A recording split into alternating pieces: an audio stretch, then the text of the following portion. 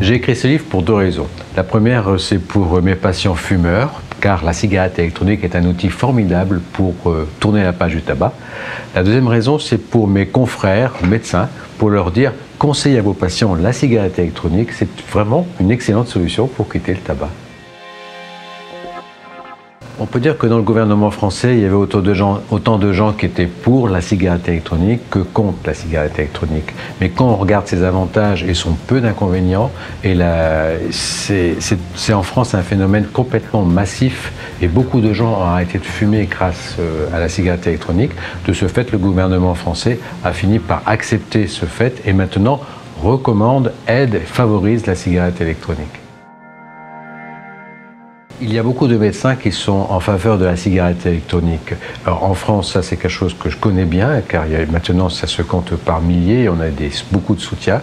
Au Canada, c'est surtout aujourd'hui de belles personnalités comme celle du docteur Martin Junot, qui, à l'Institut de cardiologie de Montréal, préconise maintenant la cigarette électronique, et je sais qu'il est rejoint par de plus en plus de confrères.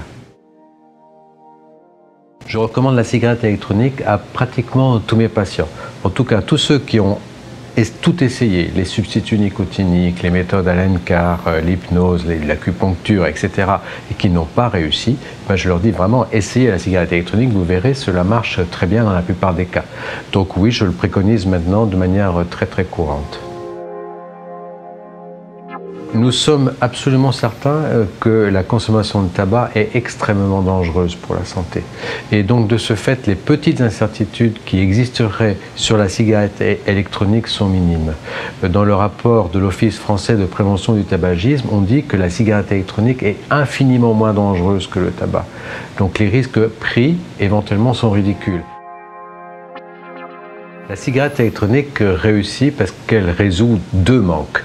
Quand un fumeur arrête, il a un manque physique de nicotine, et puis il a aussi un manque psychologique. Alors le manque physique, on le résout, c'est les fringales, l'irritation, le manque de concentration, on le résout en apportant la nicotine. C'est ce que faisaient les substituts nicotiniques. Et bien la cigarette électronique apporte cette nicotine, mais elle apporte en plus une solution au manque psychologique du fumeur, qui, on le sait aujourd'hui, est tout aussi important. C'est le plaisir de pouvoir jouer avec la vapeur de la cigarette électronique, d'avoir des arômes, et tout ce plaisir continue avec la cigarette électronique, alors qu'il n'y a aucun plaisir avec les timbres et les autres substituts nicotiniques. Mon premier conseil, c'est vraiment d'essayer la cigarette électronique pour le plaisir, de ne surtout pas essayer d'arrêter de fumer quand il fait cette première tentative, mais de prendre plaisir à la cigarette électronique. Et à ce moment-là, il va se rendre compte que très naturellement, il va fumer moins, puis pour la majorité d'entre eux, ne plus fumer du tout.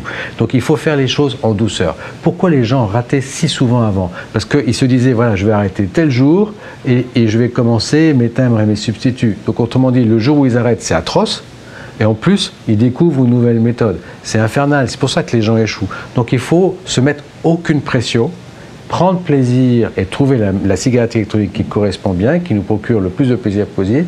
Et plus les gens auront de plaisir, plus ils arrêteront de fumer facilement.